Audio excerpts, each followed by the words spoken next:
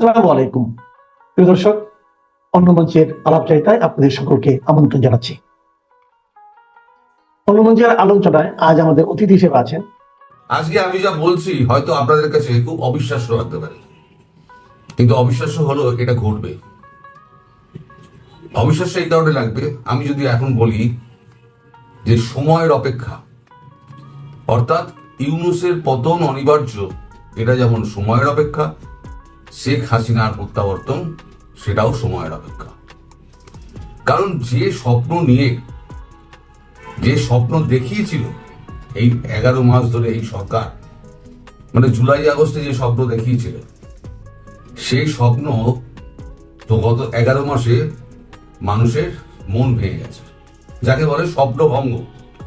একদিন এই ছাত্রদের ভুল বুঝিয়ে এদেরকে মাঠে নামানো হয়েছিল, তাদেরকে অনেক স্বপ্ন দেখানো হয়েছিল, একেবারে স্বর্ণযুগ ফিরে আসবে, যে যার মতো গণতান্ত্রিকভাবে তোমরা সমালোচনা করতে পারবে, তোমাদের জন্য বিশ্বের দুয়ার খুলে দেওয়া হবে। এই যে শেখ হাসিনা, তিনি বাংলাদেশকে ভারতের কাছে বেছে দিয়েছেন।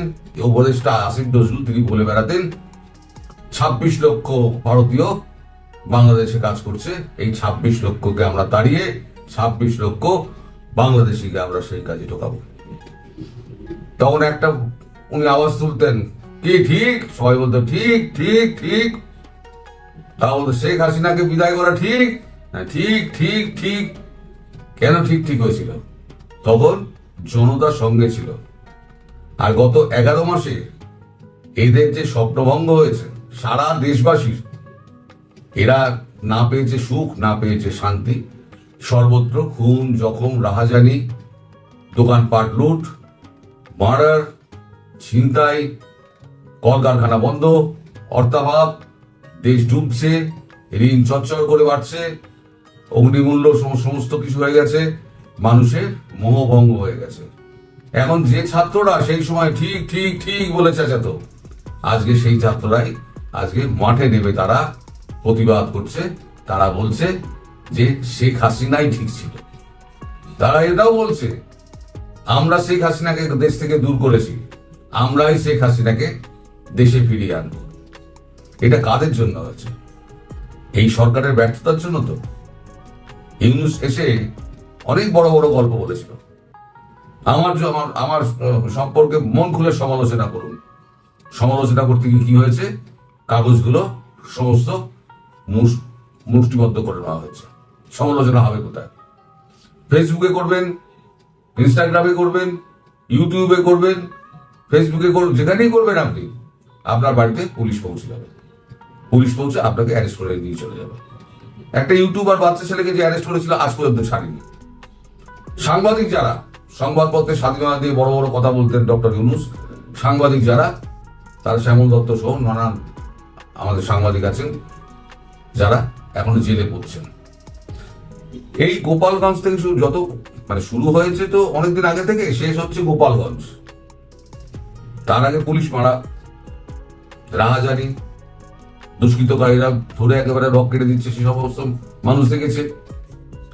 গোপালগঞ্জে এই অত্যাচার, ছাত্রদের উপরে এই নিপীড়ন, কালকে যেভাবে লাঠিচার্জ করা হয়েছে ছাত্রদের উপরে, সেই লাঠিচার্জের পরে ছাত্ররা গেছে খেপে।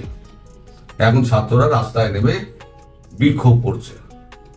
এই যে বিক্ষোভটা শুরু হয়েছে না, এই বিক্ষোভটা ধীরে ধীরে দানা বাঁধলে দেখবেন এই ছাত্র আছে না, এরাই একদিন আওয়ামী লীগকে হাত ধরে টেনে রাস্তায় বের করে বলবে আমাদের সঙ্গে চলো, শেখ হাসিনাকে ফেরাতে হবে। আর গত 8 মাস আগে আমি বলেছিলাম শেখ হাসিনা তিনি ঢাকা বিমানবন্দরে প্রধানমন্ত্রী হয়ে ফিরবেন, তখন সেখানে লাখো মানুষের ভিড় হবে। এটা খুব শীঘ্রই হতে চলেছে। তার আলামত কিন্তু সর্বত্র ছড়িয়ে ছিটিয়ে রয়েছে। এখন যে সরকার এত জনগণের উপর সমর্থন নিয়ে এলো, সেই সরকারের অবস্থা এখন হয়েছে তারা পুলিশ নিয়ে ঘুরে বেড়ায়। এই যে এনসিবির চ্যাংড়াগুলো, তারা সমস্ত পুলিশ নিয়ে ঘুরে বেড়ায়। তাদের সেনাবাহিনীকে প্রোটোকল লাগে।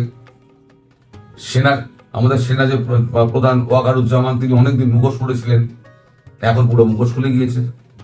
ফলে যখন এই ছাত্ররা যখন ঘিরে ধরবে, তখন এরা যাবে কোথায়? আজকে যারা মানুষের উচ্ছ্বাসের মধ্যে দিয়ে সাঁতার কাটতে কাটতে যেতেন, তাদের আজকে পুলিশ প্রহরা দিয়ে যেতে হচ্ছে। আসিফ নজরুলকে পুলিশ প্রহরায় বেরোতে হচ্ছে, ঢুকতে হচ্ছে। যেখানে যাচ্ছে দিন ছুটছে, পাথর ছুটছে, গালাগাল ঘন্টা সর্বত্র এটা হচ্ছে। এখন আমি দুটো চারটি ভিডিও লাগাচ্ছি, একটুখানি দেখুন যে ছাত্ররা কি বলছে, এদের ভাষাটা শুনুন, তাহলেই সমাজের পালসটা বুঝে যাবেন। সমাজ কি বলছে? ছাত্ররা হচ্ছে সমাজ, এরাই যুব সমাজ, এরাই কিন্তু দেশকে চালায়। এরা কি বলছে শুনুন একটুখানি।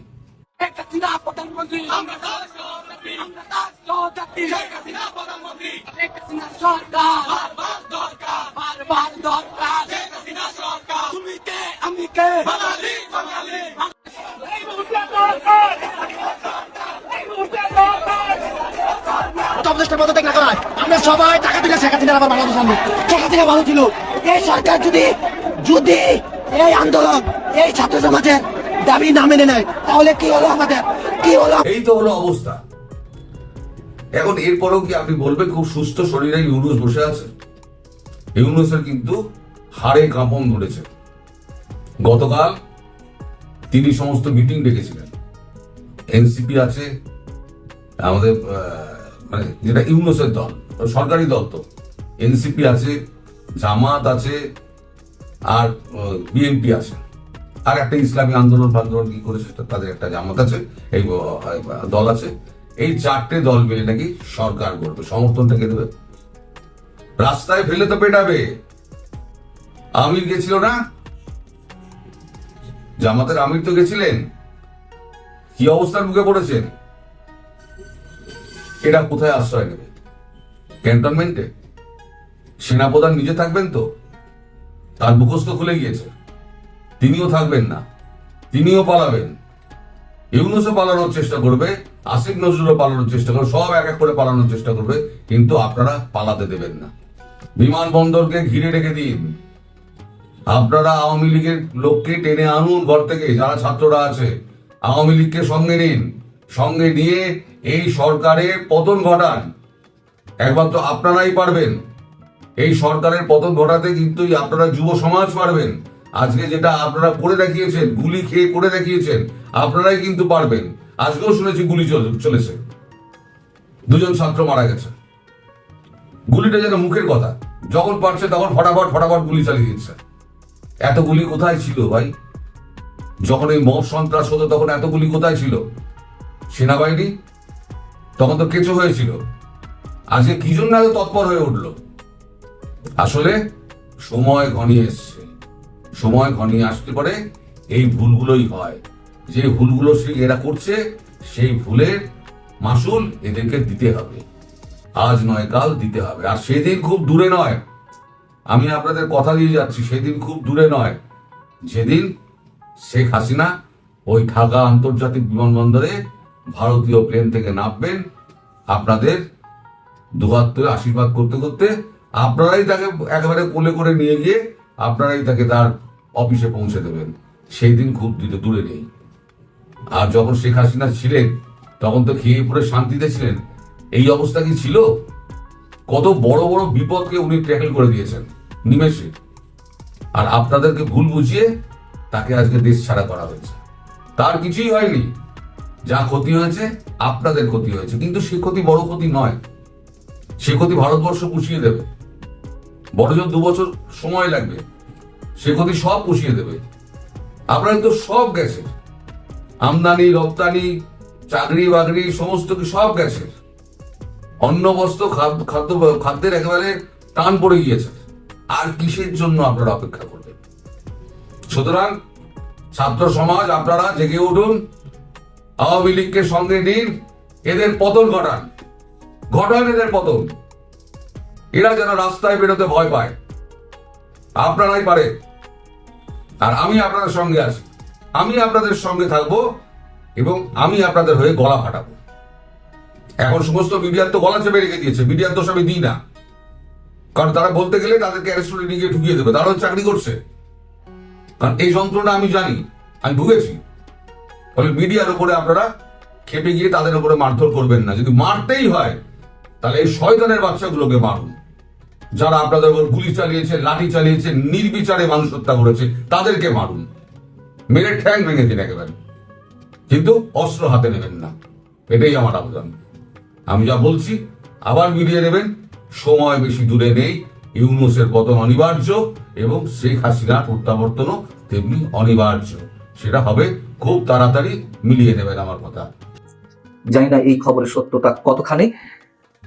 ভারতকে অস্থিতিশীল করতে জামায়াতের সাবেক আমির গোলাম আজমের পুত্র সাবেক সেনা কর্মকর্তা ব্রিগেডিয়ার জেনারেল আব্দুল্লাহিল আমান আজমির নেতৃত্বে নাকি একটি দল গঠন করা হচ্ছে বা হয়েছে। তারা রীতিমতো কাজ করছে এবং সুইসাইড স্কোয়াড গঠনেরও কাজ চলছে তাদের পরিকল্পনায়। এই খবরটি ভারতের কোনো কোনো গণমাধ্যমে এসেছে, আমরা জানি না এর সত্যতা কতখানি। তবে খবরটি সত্য হোক অথবা অসত্য হোক, যেটি হোক না কেন আমাদের জন্য অবশ্যই বিপজ্জনক। কেন বিপজ্জনক? সত্য বা মিথ্যে যেটি হোক না কেন, সে বিষয়ে আসছি। ভারতের অন্যতম প্রভাবশালী গণমাধ্যম আনন্দবাজার একটি রিপোর্ট প্রকাশ করেছে, যেখানে বলা হচ্ছে যে বাংলাদেশে সেনাবাহিনীতে মৌলবাদী প্রভাব ক্রমশ বাড়ছে এবং সেই সঙ্গে ভারত বিরোধী তৎপরতাও পুরো মাত্রায় রয়েছে। একটি সূত্রে বরাত দিয়ে আনন্দবাজার বলছে, এই তৎপরতা চলছে অবসরপ্রাপ্ত ব্রিগেডিয়ার জেনারেল আব্দুল্লাহিল আমান আজমির নেতৃত্বে এবং যিনি জামায়াতের প্রাক্তন প্রধান গোলাম আজমের সন্তান বা ছেলে। বাংলাদেশ সেনাবাহিনীকে কার্যত নিষ্ক্রিয় করে তিনি একটি ইসলামিক রিভলিউশনারি আর্মি গঠনের চেষ্টা করছেন। এছাড়া আনসার আল ইসলামের জঙ্গিদের দিয়ে ভারতে হামলা চালানোর জন্য আত্মঘাতী বাহিনী তৈরি করা হচ্ছে। এখানে বলা হচ্ছে প্রশাসনের অর্থাৎ বাংলাদেশের প্রশাসনের শীর্ষ স্তরের গুরুত্বপূর্ণ পদগুলোতে জামায়াতে ইসলামীর মনোভাবাপন্নদের বসানো হয়েছে। এই কথাটি তো অবশ্যই সত্য। আমরা তো জানি বর্তমান সরকারের উপরে জামায়াতে ইসলামীর প্রভাব কতটা এবং নতুন নতুন যে নিয়োগ দেওয়া হচ্ছে সেখানে কাদেরকে বসানো হচ্ছে।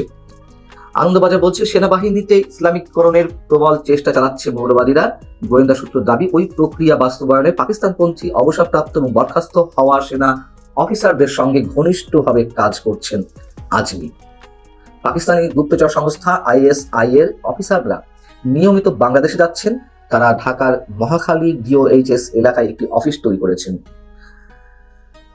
আমরা জানি না এই ধরনের কোনো বিষয় ঘটছে কিনা, তবে পাকিস্তানি গোয়েন্দাদের, পাকিস্তানি কর্মকর্তা, পাকিস্তানি রাজনীতিবিদদের বা মন্ত্রী পরিষদের সদস্যদের যে বাংলাদেশে যাওয়া আসা বেড়ে গেছে সাম্প্রতিক সময় বা গত 1 বছরে, যেগুলো চোখে পড়ার মতন, এই বিষয়গুলো তো আমরা জানি। বলা হচ্ছে, জুলাইয়ের শেষ সপ্তাহে করাচি বন্দর থেকে সরাসরি অস্ত্র ও বিস্ফোরক নিয়ে একটি জাহাজ বাংলাদেশে পৌঁছায়। ধারণা করা হচ্ছে ISI এর সহযোগিতায় আমেরিকার তরফে আরাকান আর্মির জন্য এই অস্ত্র পাঠানো হয়েছিল। এবং আনন্দবাজার দাবি করছে 3টি লক্ষ্য নিয়ে মূলত কাজ করছেন অবসরপ্রাপ্ত ব্রিগেডিয়ার জেনারেল আব্দুল্লাহিল আমান আজমি। তার মধ্যে একটি হচ্ছে সেনাবাহিনী এবং DGFI কে ধ্বংস করে ইসলামিক রিভলিউশনারি আর্মি গঠন করা। কথিত ইসলামপন্থী কয়েকটি দলের কয়েকজন নেতা এই পরিকল্পনার অংশ। এখন এই খবরগুলো আমাদেরকে বিবেচনায় নিতে হয় এই কারণে যে গত কয়েকদিন আগে এনসিপির অন্যতম শীর্ষ নেতা নাসিরউদ্দিন পাটোয়ারি বললেন যে DGFI গুড়িয়ে দেওয়া হবে, যেখানে আমরা জানি যে সেনাবাহিনী সর্বান্তকরণে এনসিপি নেতাদেরকে প্রোটোকল দিচ্ছে, তাদের নিরাপত্তার জন্য তারা সব ধরনের বিতর্কের মধ্যে থেকেও সবকিছু করছে, এটা আমরা জানি। তারপরও এ ধরনের হুমকি দেওয়া হলো। সেই জায়গা থেকে এই যে DGFI ধ্বংস করা কিংবা ইসলামিক রিভলিউশনারি আর্মি গঠন করার কোনো প্রক্রিয়া, এই ধরনের কোনো প্রক্রিয়া কাজ চলছে, আমাদেরকে তখন বিবেচনায় নিতে হয়। যদি এগুলো সত্য নাও হয়, আমরা জানি না। সূত্রের খবর দিয়ে বলছে আনন্দবাজার, আজমির আরেক সঙ্গে বহিষ্কৃত মেজর সৈয়দ জিয়াউল হক আল কায়দার দক্ষিণ এশিয়া শাখা আনসার আল ইসলামের একজন শীর্ষ নেতা। জিয়া এবং আজমি একসঙ্গে জঙ্গিদের প্রশিক্ষণ দিচ্ছেন। এই দল ভারতে নাশকতা চালাবে, এটি গোয়েন্দা সূত্র বলছে। এবং গোয়েন্দা সূত্র আরো যেটি বলছে যে ISI একজন এজেন্ট, যিনি বাংলাদেশ সেনাবাহিনীর একজন অবসরপ্রাপ্ত কর্মকর্তা, তাকে আজমির সহকারী হিসেবে নিয়োগ দেওয়া হয়েছে। তার দায়িত্ব কক্সবাজার শিবিরে থাকা রোহিঙ্গা শরণার্থী এবং ঢাকা সহ অন্যান্য স্থানে আটকে থাকা পাকিস্তানিদের নিয়োগ করা এবং তাদের জিহাদি প্রশিক্ষণ দেওয়া। এখন প্রশ্ন হচ্ছে যে আনন্দবাজারে এই রিপোর্টটিতে যেসব তথ্য উঠে এসেছে তা কতখানি সত্য। যদি সত্য হয়ে থাকে অবশ্যই এই বিষয়টি আমাদের জন্য ভয়ঙ্কর একটা আশঙ্কার জায়গা তৈরি করছে। যদি সত্য হয়ে থাকে আমাদের স্বাধীনতা সার্বভৌমত্বের প্রতীক সেনাবাহিনী সেখানে সেইটিকে ওর একটা অস্থিতিশীল জায়গায় নিয়ে যাওয়া হবে, ইসলামিক রেভলিউশনারি আর্মি তৈরি করা হবে, তারা নিশ্চয়ই সফল হবে না, আমরা এটুকু বিশ্বাস করতে পারি। কিন্তু অস্থিতিশীলতা তৈরির তো একটা প্রক্রিয়া চলছে, যদি সত্য হয়ে থাকে খবর। একই সঙ্গে ভারতে আক্রমণ করে বা নাশকতা চালিয়ে তারা কতটুকু সফল হবে আমরা জানি না। তবে যাই কিছু ঘটুক না কেন, যেটুকুই তারা করুক না কেন, সেটি যে বাংলাদেশের জন্য কতটা বিপদ ডেকে নিয়ে আসবে আমরা হয়তো ধারণা নিতে পারছি না।